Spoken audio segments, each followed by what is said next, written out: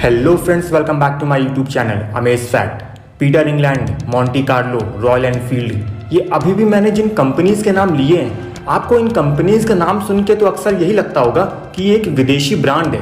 और आज तक हम लोग ये सब मानते भी आए हैं कि ये सब एक विदेशी ब्रांड है। पर वेट, क्या वाकई में ये सब एक विदेशी ब्रांड है या फिर एक इंडियन ब्रांड है? तो आज आप इस वीडियो में कुछ ऐसी कंपनीज़ के बारे में जानोगे जिनका नाम सुनकर आज तक आपको यही लगता था कि ये एक फॉरेन की कंपनी है, पर असल में वो है एक इंडियन कंपनी। तो बने रहिए इस वीडियो के अंत तक। बट उससे पहले दोस्तों, अगर आप पहली बार हमारे चैनल पे आए हो तो चैनल को सब्सक्राइब करके बेल आइकन को प्रेस करना ना भूलें। Number 1, Peter England. इस ब्रांड के नाम से तो यही लगता है कि ये एक इंग्लैंड की कंपनी है, और भला लगे भी क्यों ना, क्योंकि इसके नाम में ही इंग्लैंड वर्ड आ रहा है। इस ब्रांड की स्टोरी में थोड़ा ट्विस्ट है। इस ब्रांड के नाम से तो यही लगता है कि ये एक इंग्लैंड की कंपनी है, पर असल में ये एक इंग्लैंड की नहीं बल्कि 100% एक इंडियन कंपनी है। इस कंपनी को मधुरा फैशन नाम की एक इंडियन कंपनी ओन करती है, और ये company Aditya Birla group of foundation के अंडर भी आती है।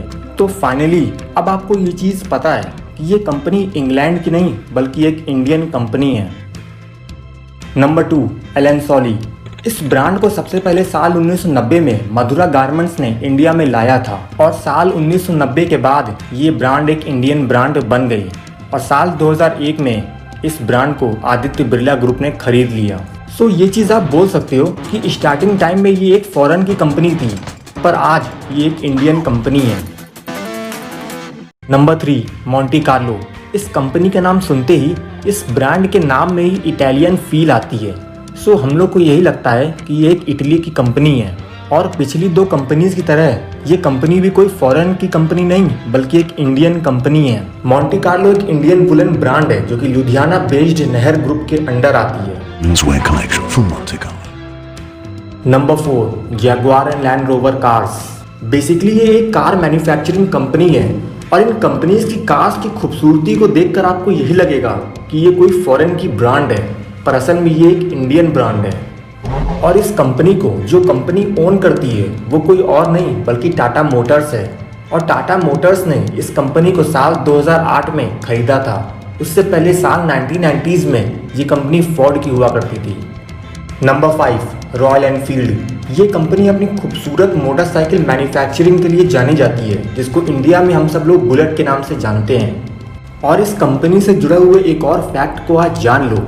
जब से ये कंपनी इस्टेब्लिश हुई है, यानी साल 1893 से लेकर आज तक, इस कंपनी के पास सबसे ज़्यादा बाइक प्रोडक्शन का रिकॉर्ड है। इस कंपनी के स्टार्टिंग टाइम में ये एक ब्रिटिश मोटरसाइकिल कंपनी थी, पर प्रेजेंट टाइम में ये एक इंडियन कंपनी है। Number 6, flying machine. ये बहुत ही एक पॉपुलर मेंस एंड वुमेन्स की क्लोथिंग ब्रांड है, और ये ब्रांड डेनिम की बहुत ही एक पॉपुलर ब्रांड है। और इस ब्रांड के नाम से तो यही लगता है कि ये कोई फॉरेन की कंपनी है, पर असल में ये भी एक इंडियन कंपनी है। और इस कंपनी को Arvind Mills and garment division own करती है। और इस कंपनी से जुड़े हुए एक और फैक्ट को जान लो कि ये कंपनी इंडिया की सबसे पहली डेनिम ब्रांड कंपनी है। नंबर 7, लैक्मे।